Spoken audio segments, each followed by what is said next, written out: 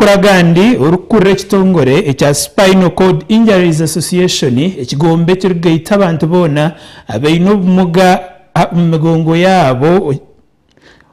sasa ramkache amakuru agandi urukurre kitongore ekya Spinal Cord Injuries Association ekigombe kirugayita abantu abaino bumuga mumigongo yabo muri birenge rwizoba Wilberforce military yahanangiriza government amwe nabucyo kwataho bona kurebeka ngo bashagika abantu abaino bumuga mugongo kuko bari kutekateka amuge bindi ogu yashobora ngo abantu abaino bumuga mugongo yabo ndebeyinji munongo muihanga konke bizwe bari kurabamo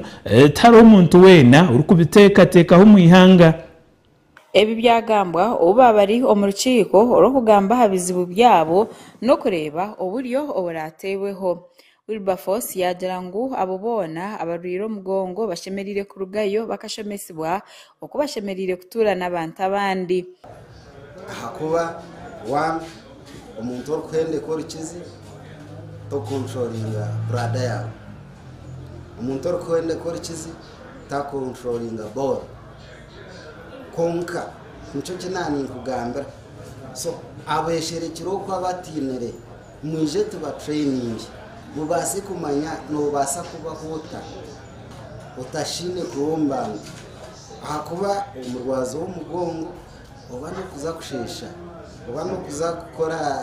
namba ya kabiri musenti batekwa kushoza senti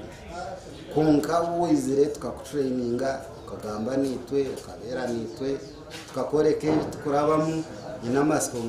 no bana barukubi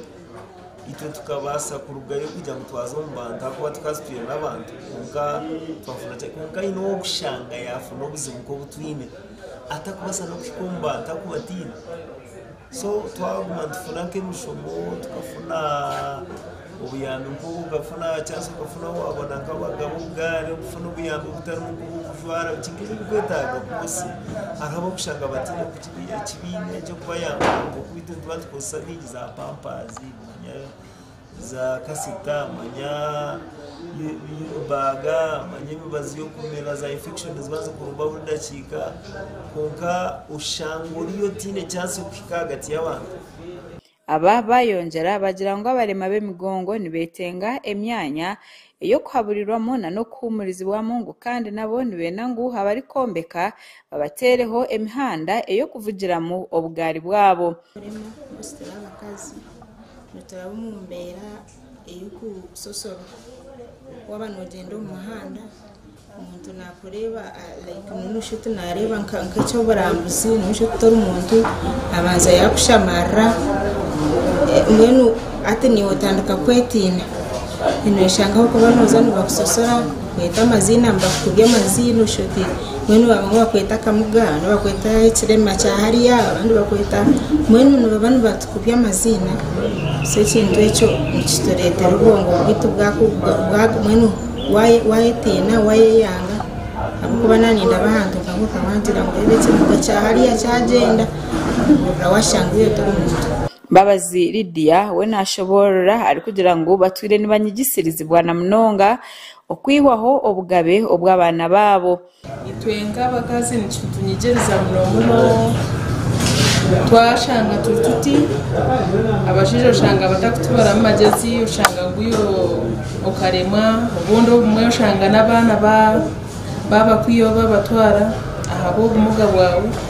so ntushanga tunyigerizwa kugira ngo twine access y'abana bita twakubaza kutunga abatwara bateka mu banyabyaye ushanga cyatunyigereza n'akabazi. Abane bashaba kwabaho government yabakorera ngo abo kuba nibenda kuturaje nk'abantu abandi barebe ngo babateraho inka rehabilitation centers emihanda yo kuvugiramo bugari hamwe na nebigombe ibyo kubagita otireho no kubahereza sente ezo kwebisaho kubanza waza